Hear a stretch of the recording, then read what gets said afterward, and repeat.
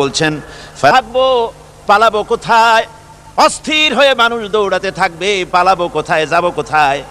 আল্লাহ বলেন কাল্লা লা ওয়াজারা ইলা রাব্বিকা ইয়াউমাইযিনিল মুস্তাকার। ভাগবার কোনো রাস্তা নাই, পালাবার কোনো পথ নাই, একমাত্র তোমার রব ছাড়া, আল্লাহর দরবার ছাড়া পালানোর কোনো রাস্তা আজার নাই। আমার বন্ধুগণ,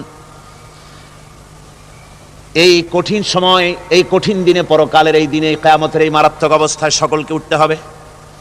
আল্লাহ পাক বলেন এরপরে কিয়ামত অনুষ্ঠিত হয়ে যাবে। সূরা ফুরকানে আল্লাহ বলছেন ইযা রাআতুহুম মিন মাকানিন বাঈদিন সামিউ লাহা তাগায়ুযান ওয়া যাফীরা। যখন